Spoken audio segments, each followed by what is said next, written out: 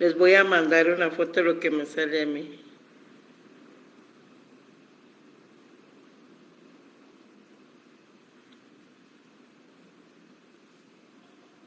Bueno, si me miran voy a empezar de todas maneras. Miren, ahí les mandé una foto de lo que sale en la computadora, se los envié al chat, pero a ver qué pasa.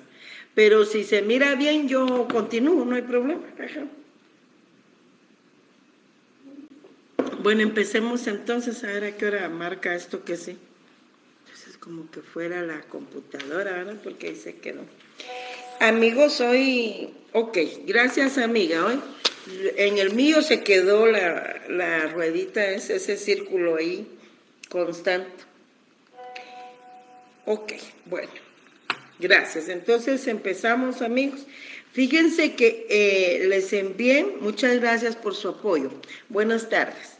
Les envié las guías desde anoche, me van a disculpar, pero como, mire pues, el martes que hubo problema que no podía bajar los documentos de la otra computadora.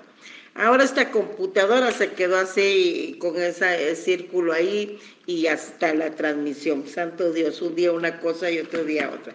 Pero lo importante es que ahorita sí me están viendo, entonces eso es una gran ventaja, ¿verdad? Yo voy a explicar las guías. Para hoy tenemos las guías, en su cuenta Classroom encontramos ya el material del día martes y el material que estamos viendo hoy. Se lo subí anoche para que ustedes ya lo tuvieran y yo por cualquier cosa pues quise adelantarme a los sucesos. Y miren qué tal si no lo hago. Entonces vean.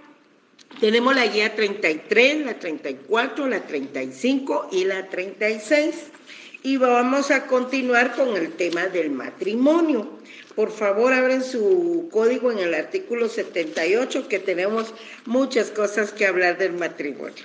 Bueno, lo que deben de tener ya bien clarito es ese artículo 78 que yo les comentaba el día de ayer, que nos ayuda no solo a indicarnos cuál es la naturaleza jurídica del mismo, porque ahí vemos que es una institución social, nos indica en qué consiste en una unión legal de un hombre con una mujer, con ánimo de permanencia, y también nos indica los fines del matrimonio, ¿se recuerdan? Entonces, ese artículo les comentaba desde el día anterior en la clase, que con ese iniciamos el tema del matrimonio y empezamos a analizar todo su articulado. Entonces, eso ya nos sirvió, ¿verdad? Para que ya tuviéramos la primera idea del tema.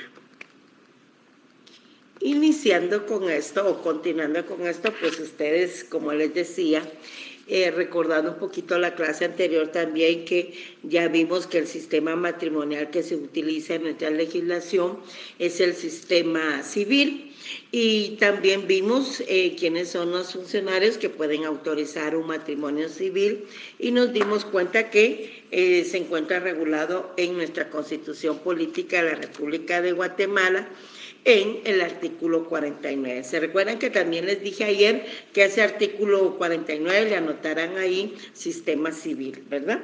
Entonces, ya saben que de acuerdo al artículo constitucional número 49, pues el matrimonio puede ser autorizado por alcalde, por concejal, por notario en ejercicio y por ministros de culto, pero que estén facultados, es decir, facultados y autorizados por la autoridad respectiva, que en este caso, para este tema del matrimonio, es el Ministerio de Gobernación, ¿verdad? O sea, el ministro de culto puede autorizar matrimonios religiosos, pero si quiere autorizar un matrimonio civil, entonces debe de tener una autorización de parte del Ministerio de Gobernación.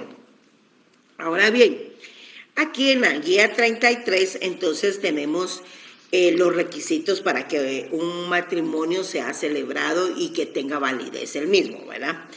El tratadista Fonseca, que les comenté que es hondureño, los clasifica en requisitos de existencia y en requisitos de validez.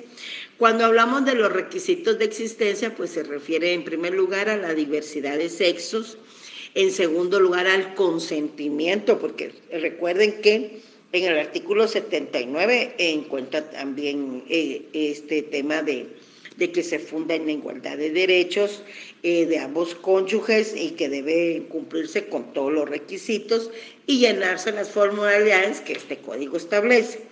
Entonces, también además de eso, debe existir la intervención de un funcionario competente, ¿verdad? Que ya vimos que los encontramos regulados en el artículo 49 constitucional, ¿verdad? Bueno. Ahora bien, otros requisitos que el maestro Fonseca solicita se llaman requisitos de validez. En los requisitos de validez ya encontramos la capacidad de los cónyuges, el consentimiento y las formalidades con las que debe cumplirse. Esas formalidades con las que debe cumplirse, que el mismo artículo 79 nos está indicando, que deben cumplirse todos los requisitos y llenarse las formalidades que exige este código para su validez, pues las empezamos a encontrar en el artículo 93, formalidades. Vámonos para allá. Vámonos al artículo 93. Vean que nos está remitiendo el artículo 79. El artículo 79 del Código Civil nos indica que el matrimonio se funda en la igualdad de derechos y obligaciones de ambos cónyuges y que en su celebración deben cumplirse todos los requisitos y llenarse todas las formalidades que existe este código para que tenga validez. Por eso es que del artículo 79 ya nos vamos al artículo 93. En el artículo 93 vamos a encontrar todas las formalidades. Luego ustedes en la primera columna, siempre de esa guía número 33, encontramos en la primera columna tanto los requisitos de existencia como los requisitos de validez y también encontramos los requisitos, ya adaptándolo a nuestra legislación, que están contenidos en nuestro Código Civil. Pues en primer lugar, la capacidad legal. La libre aptitud para contraer matrimonio se adquiere al cumplir los 18 años, es decir, cuando tenemos ya nuestra capacidad de ejercicio. El matrimonio entre personas menores de edad o con personas menores de edad hace tiempo que ya no está permitido en nuestra legislación porque es prohibido. También debe existir consentimiento y aptitud de los contrayentes. Recuerden que en este tema del matrimonio como institución social es bien importante el consentimiento de ambos contrayentes, ¿verdad? O de los contrayentes. Deben existir sexos diferentes y la ausencia de impedimentos, que va a ser nuestro próximo tema, de acuerdo siempre al artículo 93 del Código Civil.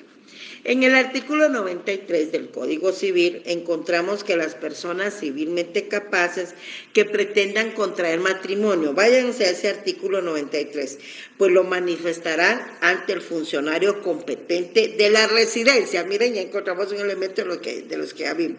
De cualquiera de los contrayentes, este funcionario debe recibir bajo juramento legal, ¿verdad?, de cada uno de ellos, previamente a ser identificados, los siguientes aspectos. Entonces, en el acta que se elabora cuando se autoriza en el matrimonio, entonces se hace constar los nombres y apellidos, la edad, el estado civil, la vecindad, la profesión o oficio, la nacionalidad, el origen, nombre de los padres y de los abuelos si lo supieren, ausencia de parentesco entre ellos, porque vamos a ver que hay impedimentos que, por ejemplo, provocan la nulidad del matrimonio cuando vayan a contraer matrimonio los hermanos o medio hermanos, ahí hay un impedimento, entonces provoca la nulidad. Y así hay otros, pero los vamos a ver específicamente en el tema de los impedimentos. Entonces no tener impedimento legal para contraerlo, por qué régimen van a decidirse para adoptarlo en su matrimonio y si en caso no presentan capitulaciones matrimoniales. No sé qué me está pasando, el ver ahí el círculo constante. la manifestación expresa de que no están unidos en matrimonio o de hecho con otra persona, porque entonces ahí vuelve a participar otro, ¿qué les dije? Impedimento para celebrar el matrimonio, ¿verdad? Entonces, hay requisitos, de acuerdo a nuestra legislación, pues hay requisitos legales para su celebración, en donde se clasifican en dos partes. Los requisitos formales, que consisten en integrar el expediente matrimonial, y los requisitos solemnes, que ya son propios de la celebración del mismo. Entonces, ¿qué hacemos primero? Integrar ese expediente matrimonial. Dentro de esos requisitos formales encontramos entonces elementos personales y elementos materiales. Entre los elementos personales, obviamente, vamos a encontrar los contrayentes, el funcionario que va a autorizar el matrimonio y los testigos, en caso fuera necesario, tal como lo regula el artículo 99 del Código Civil en la ceremonia de la celebración. Dentro de estos requisitos formales, es decir, en la primera parte, que se refiere a la primera parte, cuando integramos el expediente matrimonial, también encontramos los elementos materiales. Y ahí están los documentos que deben presentarse. Pues en primer lugar, la certificación de las partidas de nacimiento de los contrayentes, ¿verdad? Recuerden que ahí vamos a comprobar el estado civil de las personas. Como tenemos que identificarlos, pues obviamente el documento personal de identificación y en su caso la constancia de sanidad obligatoria, de acuerdo al artículo 97, es obligatoria para ambos contrayentes, pero también hay que tomar en cuenta que no están obligados a presentar el certificado de sanidad las personas que residan en los lugares que se carece de médico y cirujano colegiado o de los de centros de atención médica públicos, ¿verdad? Y también los que hayan tenido relaciones de hecho que ya hagan necesario ese certificado. Ya que hemos integrado el expediente matrimonial, ¿verdad? Ya tenemos los contrayentes, ya estamos ubicados quién será el funcionario que autorizará el matrimonio, los testigos también si los hubiere, y ya llevamos, pensemos que con el notario o con el alcalde municipal, todos los documentos necesarios para celebrar el matrimonio, entonces ya pasamos a señalar día y hora, fecha para la celebración del matrimonio, ¿verdad? Para esa ceremonia. Eso ya lo encontramos, vean la tercera columna, por favor, de la guía número 33, ya encontramos los requisitos solemnes que se relacionan ya con la celebración del matrimonio. Entonces, en primer lugar, tenemos la ceremonia, la celebración, que ahí lo tienen en el artículo 99, ¿verdad? Y 98 también del Código Civil, porque hay señalamiento de día y hora para que se lleve a cabo la celebración de la misma. Cuando estamos en la ceremonia de celebración de ese matrimonio, por mandato legal, se deben de dar lectura a los artículos 78, 108 al 112 del Código Civil. Vean ese artículo 99, 98 y ahorita el 99, ahí están todos los requisitos que en este momento les estoy exponiendo. Bueno, y después de eso, pues obviamente hay que recibir de cada uno de los contrayentes su consentimiento expreso de tomarse como marido y mujer, ¿verdad? Recuerden que es un acto en donde deben manifestar precisamente ese ánimo de permanencia, ¿verdad? O sea, es voluntario, ¿verdad? Entonces, por eso debe existir consentimiento expreso de tomarse como marido y mujer. Vean ese artículo 99, luego se declaran unidos en matrimonio, se facciona el acta de conformidad con la ley y se entrega constancia de la celebración del matrimonio, según lo regula el artículo 100 del Código Civil.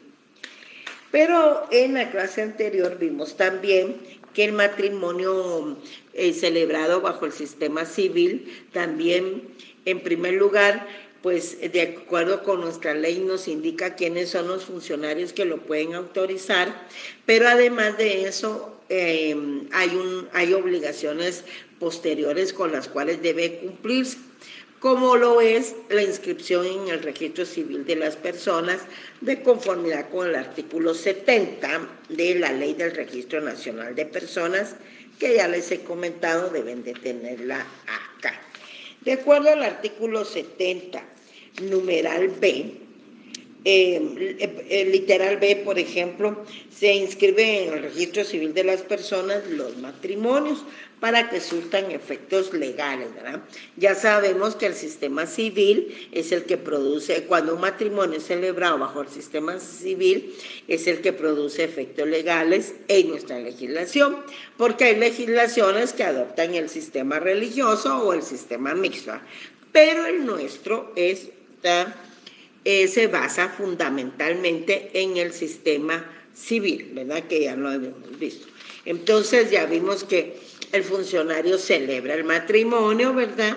Lo celebra, lo hace constar, cumple con todos los requisitos del artículo 99, y entonces lo hace constar en acta y le entrega a los contrayentes ya, o sea, a los cónyuges, porque ahí ya son cónyuges, les entrega entonces su constancia de haber celebrado esa ceremonia.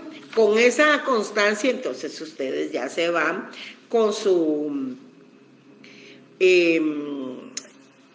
sacerdote o con su pastor o con su ministro de culto que deseen de acuerdo a la religión que profesen, y entonces ya celebran su boda religiosa, ¿verdad?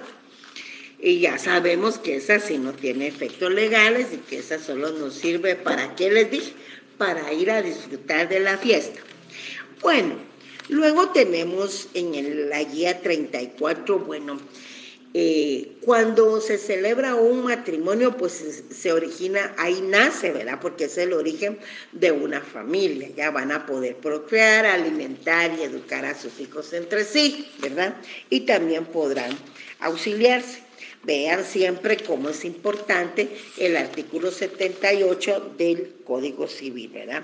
Su fin es, con el ánimo de permanencia, su fin es vivir juntos, procrear y alimentar a sus hijos y auxiliarse entre sí. Pero hay deberes y derechos que nacen del matrimonio.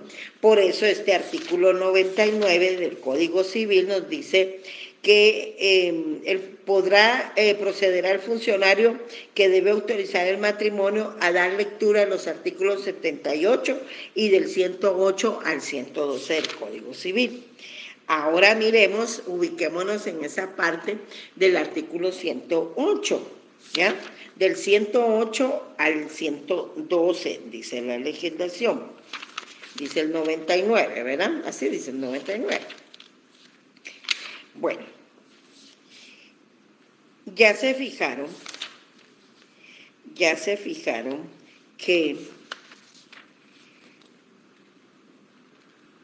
el artículo 108 se encuentra ubicado en el párrafo quinto y que el epígrafe de ese párrafo es, o el título mejor dicho, son deberes y derechos que nacen del matrimonio, ¿ya?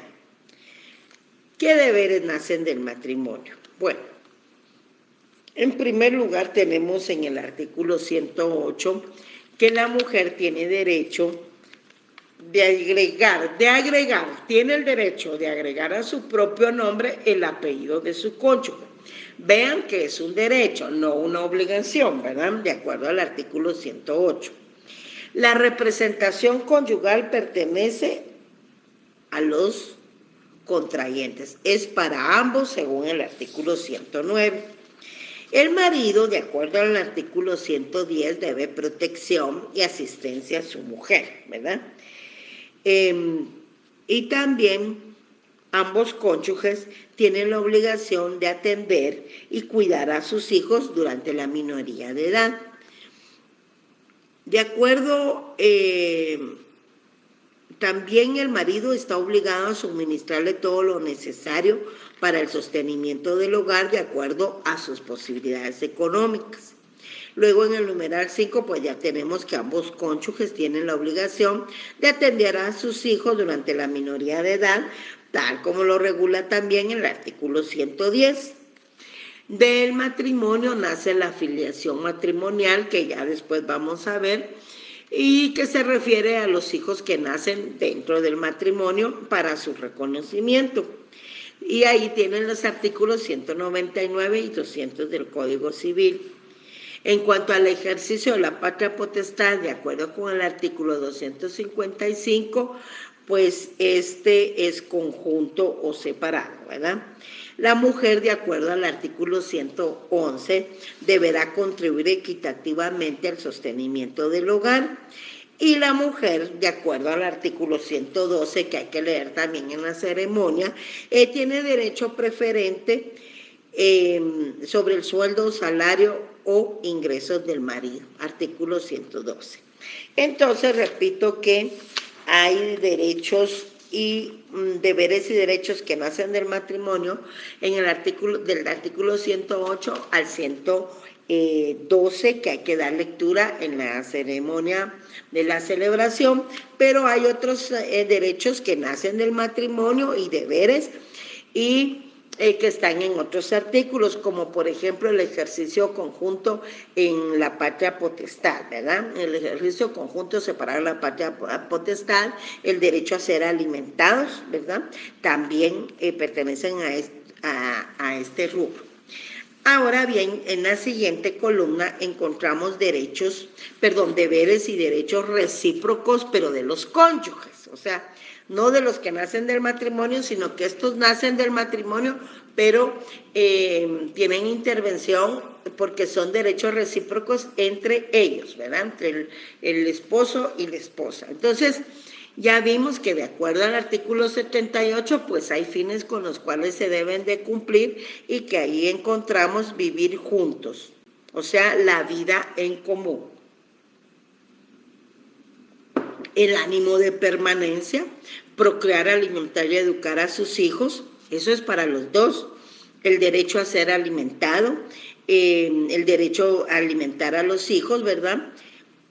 El auxiliarse entre sí, que todos estos son fines del matrimonio. Además de eso hay que agregar la fidelidad entre los cónyuges, porque de no hacerlo, entonces existe una causal para obtener el divorcio por causa determinada. También por medio del matrimonio se origina el parentesco, por eso lo tienen ahí, se origina el parentesco por afinidad, de acuerdo al artículo 190 y 192 del Código Civil, en donde une no solamente a los cónyuges, sino que los une a ellos con sus respectivos parientes consanguíneos. Luego tenemos que hay efectos del matrimonio, tanto personales como matrimoniales. Entre los efectos personales, pues ya vimos que hay derechos, deberes y obligaciones recíprocas de los cónyuges y hay derechos y obligaciones del esposo y de la esposa respectivamente para ellos y para los hijos, ¿verdad? Luego tenemos los efectos patrimoniales y ahí ya se refiere al patrimonio y a la situación en que han de quedar los bienes al momento de una disolución del mismo. El menaje de casa, o sea, el del hogar conyugal, le pertenece exclusivamente a la mujer, o sea, todos los bienes que son necesarios y de uso exclusivo para el mantenimiento de un hogar o de una casa, ¿verdad? Los cónyuges tienen derecho irrenunciable de alterar las capitulaciones matrimoniales y adoptar el régimen económico que consideren conveniente. El tema del régimen económico de matrimonio y las capitulaciones matrimoniales también las vamos a ver en otra exposición. Y también existe el derecho a la sucesión intestada, es decir, cuando no hay testamento, entonces hay derecho a la sucesión intestada del otro cónyuge, o sea, un cónyuge fallece y el que queda vivo tiene derecho a la sucesión intestada si en caso pues no haya otorgado testamento, ¿verdad? Y si otorgó testamento, vamos a ver también que existe el régimen económico de comunidades gananciales. En toda esta enumeración o listado de derechos, deberes y efectos del matrimonio, ya ven que cuentan con su respectivo artículo. Entonces, ustedes, como ya en repetidas ocasiones les he indicado, tienen obligación de estas lecturas, ¿verdad? Para después, cuando termine la transmisión. Luego, compañeros, tenemos la guía número 34, siempre con el tema del matrimonio, en la guía número, 35, como aquí te voy a estar. En cuanto a esto, quiero que, por favor, tengamos claro, yo se los dije desde la clase del martes pasado, que les había explicado precisamente los temas del sistema matrimonial, porque en primer lugar quería que ese día ya les quedara claro que cuando nos referimos a los sistemas matrimoniales nos estamos haciendo referencia a la posición que toma el Estado en cuanto a darle legalidad a un matrimonio, y ya vimos que el sistema nuestro, ya en repetidas ocasiones lo hemos dicho, es el sistema civil que se encuentra regulado aquí en la Constitución Política de la República de Guatemala, y que el artículo 92 del Código Civil pues no se encuentra vigente, ¿verdad? Por varias razones. En primer lugar, leyes posteriores derogan las anteriores, ustedes ya lo vieron en su ley del órgano judicial, y en segundo lugar, por el orden jerárquico, ¿verdad? La Constitución es superior a una norma ordinaria. Bueno, yo espero que hayan hecho la anotación ahí en sus respectivas leyes.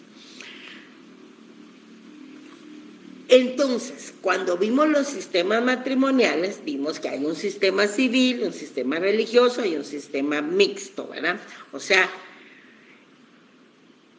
¿en qué forma, pues, qué sistema vamos a adoptar para que el matrimonio sea válido? Y eso ya lo expliqué. ¿Por qué insisto tanto en esto? Porque ahora vamos a pasar a explicar el tema de las clases de matrimonio. ¿Ya? Las clases de matrimonio. ¿A qué se refiere esto? A que el matrimonio, hay diferentes variantes de matrimonio. Por ejemplo, cuando los contrayentes, los dos son guatemaltecos, ¿verdad? Estamos ante un matrimonio ordinario. O sea, ante un matrimonio común, porque la nacionalidad se refiere, en cuanto a la nacionalidad de los contrayentes, pues el Código Civil, regula el matrimonio tanto para los guatemaltecos, ¿verdad? O sea, guatemalteco y guatemalteca, ¿verdad? No, ahí, cuando el matrimonio se celebra entre dos guatemaltecos, no hay requisitos diferentes con los cuales haya que cumplirse. En conclusión, el matrimonio ordinario es para los contrayentes guatemaltecos, vaya, el que comúnmente conocemos. Pero, ¿qué sucede, por ejemplo, cuando una persona se va del país porque tiene estudios que realizar en el extranjero o algún trabajo, y entonces otorga un poder a una persona determinada para que celebre el matrimonio con su esposo o esposa, ¿verdad? O sea, al contrayente. ¿Qué sucede cuando un guatemalteco o una guatemalteca se casa con un extranjero? ¿Qué pasa cuando las personas quieren casarse y tienen problemas de salud y ya el matrimonio se llama en artículo de muerte porque tienen una enfermedad incurable?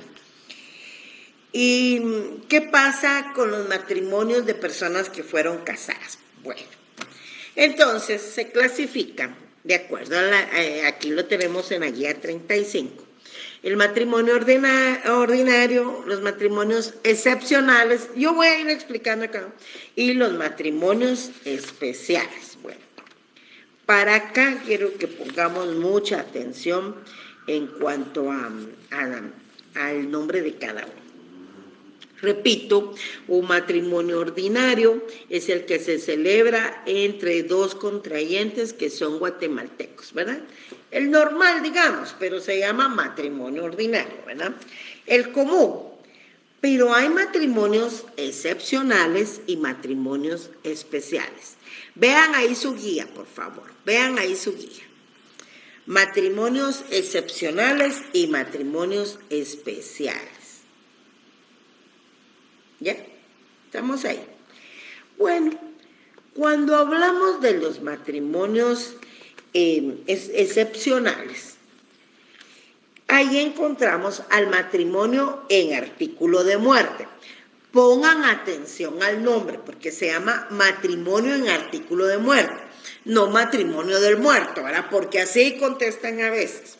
Ahorita que los exámenes son fáciles de elegir falso o verdadero o selección múltiple, pues no se equivocan. Pero cuando tienen que escribir, así anotan matrimonio del muerto. Eso no existe, es matrimonio en artículo de muerte.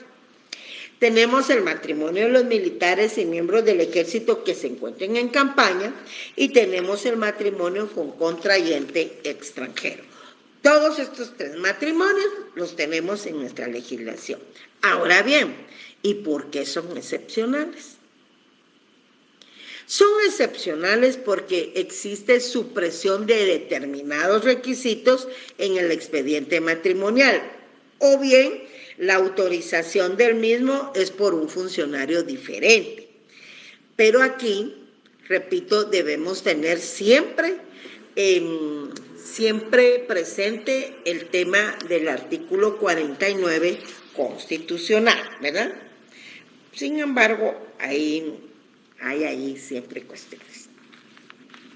Entonces, repito, ¿qué pasa? Se suprimen algunos requisitos, ¿verdad?, en el expediente matrimonial, o bien la autorización del matrimonio es por persona diferente, como vamos a ver en el caso del matrimonio de militares. Que en mi opinión, esta es una norma ordinaria y el militar y lo tiene regulado el Código Civil, pero nuestra Constitución ya nos dijo quién, ¿no? Y la Constitución es superior. Bueno, veamos ese artículo, ese matrimonio en artículo de muerte. Miren, yo diciéndome si yo equivocando. Matrimonio en artículo de muerte. ¿Qué sucede aquí? Aquí el contrayente tiene una enfermedad grave. Veamos, y por favor pongan atención. Regula que en caso de enfermedad grave, en el artículo 105, de uno o ambos contrayentes, podrá ser autorizado el matrimonio sin observarse las formalidades establecidas, que ya vimos, ¿verdad? El expediente matrimonial y también los requisitos para la celebración de la ceremonia. Entonces, siempre que no exista ningún impedimento ostensible, ya vamos a ver los impedimentos, y evidente que haga ilegal el acto, y que conste claramente el consentimiento de los contrayentes enfermos. Vean que no es cualquier enfermedad, ¿verdad? Es una enfermedad grave, grave. Tiene cáncer, tiene SIDA, por ejemplo. Y que conste claramente el consentimiento. El funcionario deberá constituirse en el lugar donde sea requerido por los interesados, ni modo, porque está enfermo, ¿verdad? Entonces, por eso es un matrimonio excepcional. Pero vean que hay requisitos con los que no se puede obviar. Por ejemplo, que no exista ningún impedimento. Y dos, la voluntad de ellos, ¿verdad?, de los contrayentes.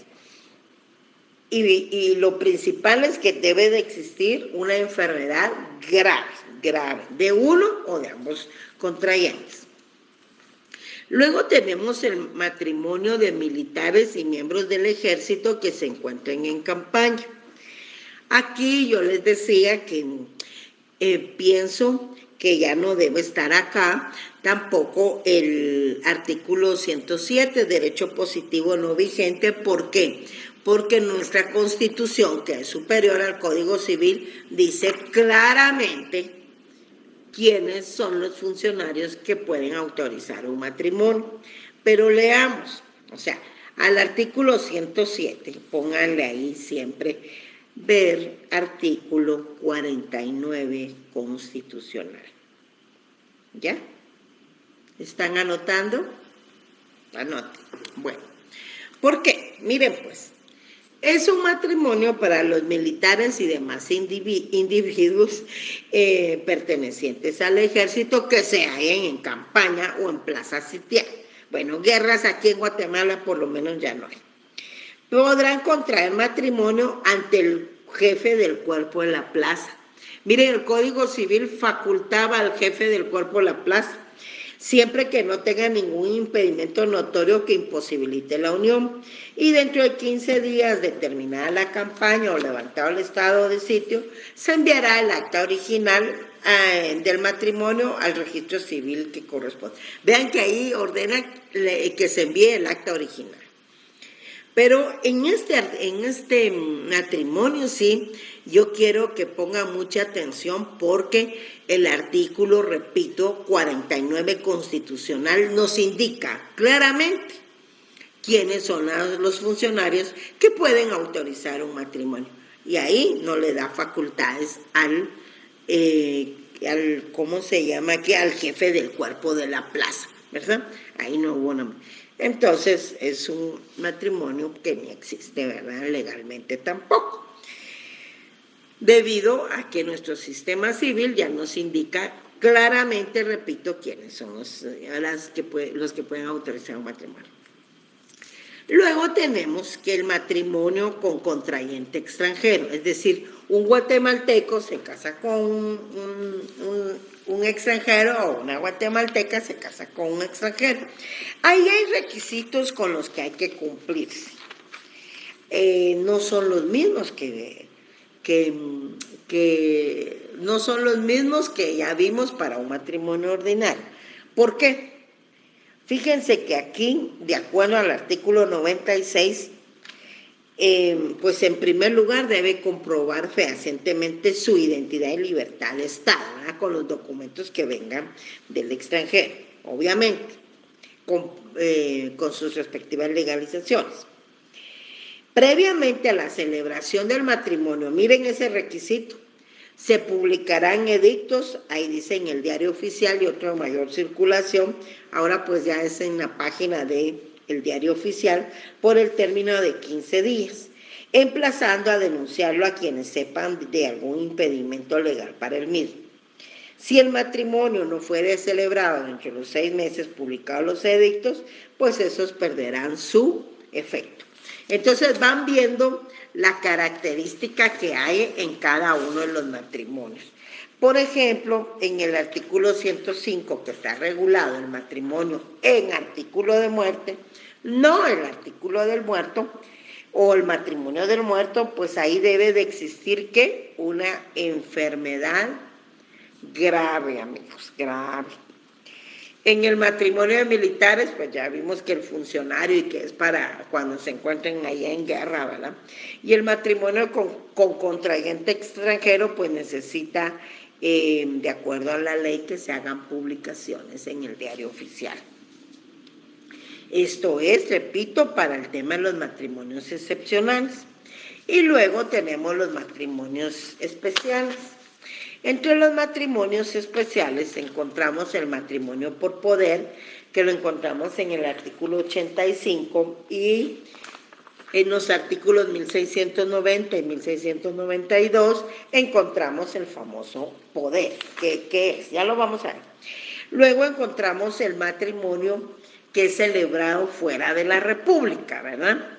O sea, no me voy a casar aquí en Guatemala, pues me voy a ir a El Salvador. Entonces, ese es un matrimonio que se celebra fuera de la República. En Nicaragua, pues, bueno, no digamos si se va a España. Bueno, Hay matrimonio con contrayente que fue casado, o sea, el divorciado, que vuelve a ser soltero. Pero hay que comprobarlo, ¿verdad? Y además hay que garantizar las pensiones alimenticias si en caso hay menores de edad. En estos casos, pues los requisitos solicitados son diferentes, dependiendo de cada uno de los casos específicos. Por ejemplo, en el caso del matrimonio por poder, que encontramos en el artículo 85, pues les comentaba, por ejemplo, que se puede dar en un caso de que uno de los contrayentes se van a realizar estudios al extranjero, ¿verdad? O a trabajar inclusive, y decide casarse por medio de un poder. ¿Pero qué es ese poder? Bueno, primero vamos a ver el artículo 85. Dice que el matrimonio podrá celebrarse por poder. Están subrayando, ¿verdad?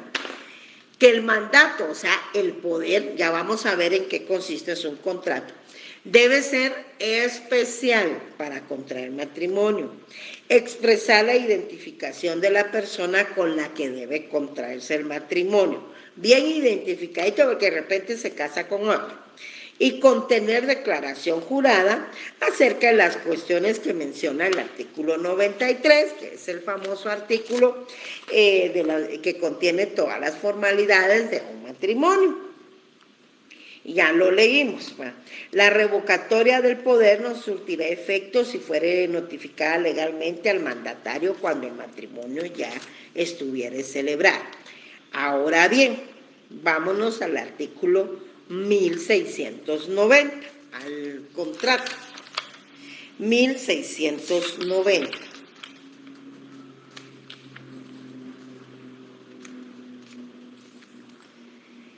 El mandato es que, bueno, ¿saben qué? Leamos primero el 1686 para que veamos qué es el mandato. Por favor.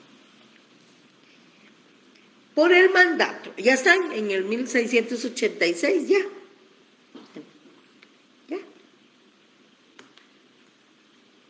En el artículo 1686 encontramos que por el mandato una persona encomienda a otra la realización de uno o más actos o negocios, que el mandato puede otorgarse con representación o sin ello. El mandato debe constar en escritura pública y debe inscribirse en el Archivo General de Protocolos. Ustedes, cuando ya estén con el tema de los en Civil 4, con el tema de los contratos en particular, van a analizar cada uno de estos. Pero ahora veamos el artículo 1690. El artículo 1690 nos indica que el mandato es general o especial, que el general comprende todos los negocios del poder dante y el especial se contrae a uno o más asuntos que determinados. Entonces, en el artículo 1692 específicamente, ahí encontramos el mandato para contraer matrimonio. Vean el 1692. Se necesita poder especial para donar entre vivos. Esa es una razón. Contraer matrimonio, otorgar capitulaciones matrimoniales, pactar las bases referentes a la separación o divorcio, demandar la nulidad o insubsistencia del matrimonio, constituir patrimonio familiar, reconocer hijos y negar la paternidad. Pero ahorita nos interesa el tema de que se necesita otorgar poder especial. ¿Para qué? Para contraer matrimonio. Entonces, como aquí estamos en la guía 35, por favor, ahí en el artículo, en la columna tercera, en donde están los matrimonios especiales, y está el matrimonio por poder, a la par le anotan que debe ser un mandato especial. Un mandato especial de acuerdo al artículo 1692. Y regresamos entonces al artículo 78. Luego tenemos un matrimonio celebrado fuera de la República, ¿verdad? ¿Te vas a ir a casar a El Salvador o te vas a ir a casar a España? Veamos ese artículo 86, por favor. Es para que no se me duerman, compañeros, porque ahora hay calor y yo no hay dinámica en este sistema, ¿verdad? Pero veamos, artículo 86, matrimonio celebrado fuera de la República. Regula que el matrimonio celebrado fuera del territorio nacional, en la forma y con los requisitos en que en el lugar de su celebración establezcan las leyes, producirá todos sus efectos en la República, a no ser que medie impedimento absoluto, ¿verdad? O sea, que sean parientes, pues que se quieran casar, para contraerlo con alguna de las causas que determina en este código y que está regulado en el artículo 88. Ahí no. Luego tenemos el matrimonio que se celebra con contrayente que fue casado. Ahí nos vamos al artículo 95. ¿Ya? En el artículo 95 encontramos, o sea, el contrayente que fue casado, o sea, el divorciado. Bueno, veamos ese artículo 95. Contrayente que fue casado. El contrayente que hubiere sido casado presentará el documento legal que acredite la disolución o insubsistencia del matrimonio anterior, es decir, la sentencia de divorcio o de nulidad del matrimonio. Debe presentar su sentencia.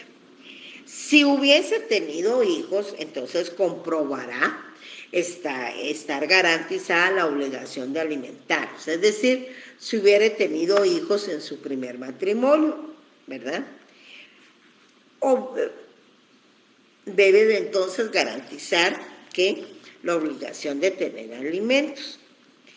Y si tuviere bienes de menores para su administración, entonces presentará el inventario respectivo en el caso de que esté ejerciendo una patria potestad con la guardia y custodia del menor o bien que esté ejerciendo una tutela. Bueno, entonces hay requisitos diferentes, pero siempre deben de cumplirse con los que solicita nuestra legislación en algunos casos para que surtan efectos legales, ¿verdad? Bueno, ya que vimos esas clases de matrimonio, vieron que es totalmente diferente al tema de los sistemas matrimoniales. Ahora, ya finalizando, encontramos la guía 36, en donde encontramos dos temas fundamentales. Uno ya lo hemos estado viendo desde la clase anterior y lo he estado repitiendo en esta transmisión. Los funcionarios que pueden autorizar el matrimonio, constitucionalmente adoptamos el sistema civil, ya lo hemos dicho, ¿eh? Sistema matrimonial civil.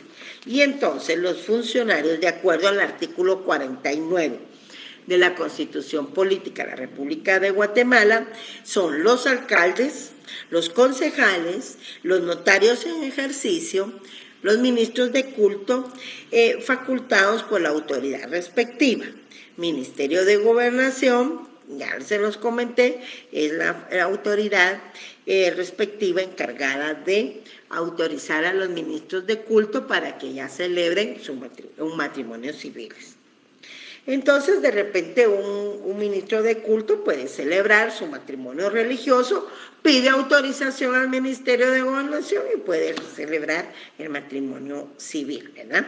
Que es el que surte efectos legales. Eso ya lo hemos visto. Dentro del matrimonio, en el artículo 80, encontramos otra figura que se llaman esponsales.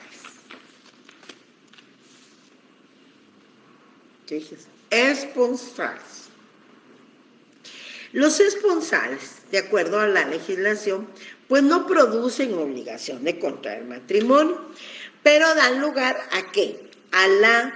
restitución de las cosas donadas y entregadas con promesa de matrimonio que no se efectuó.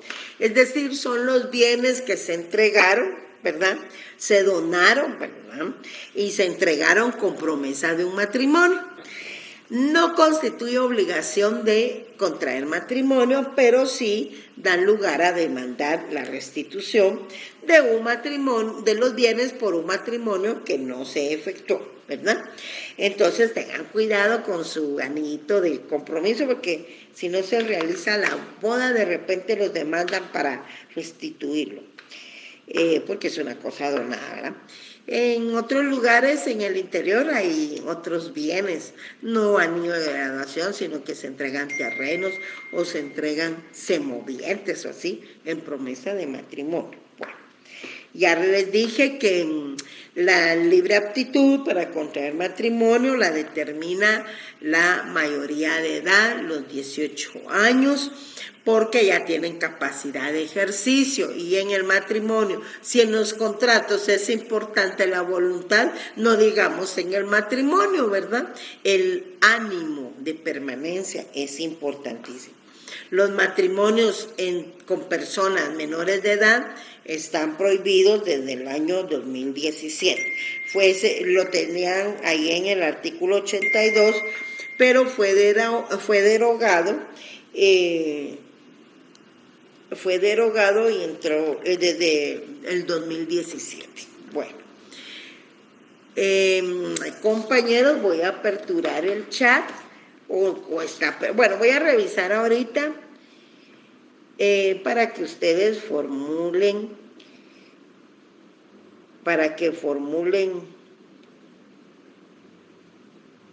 sus respectivas preguntas.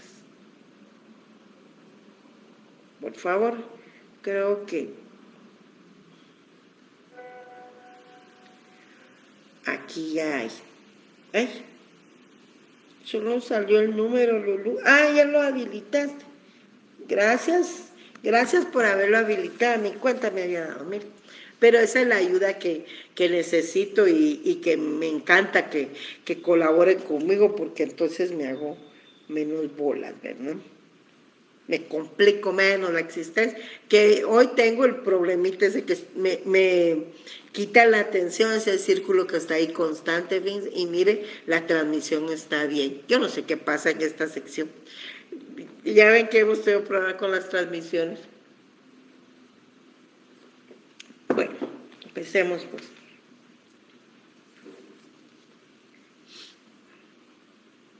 Bueno, gracias, Valeria. Bueno, entonces, amigos, yo sé que muchos ponen atención y que muchos están atentos a la transmisión, pero también sé de la cantidad de gente que no mira la transmisión, porque en las preguntas que hacen se da uno cuenta. Así es que yo les agradezco muchísimo y nos vemos el día martes, ¿de acuerdo? Yo espero que el día martes ya las computadoras quieran trabajar normalmente, porque miren, si no es una cosa, es otra. Pasen feliz tarde, les deseo lo mejor y nos vemos el día martes, compañeros.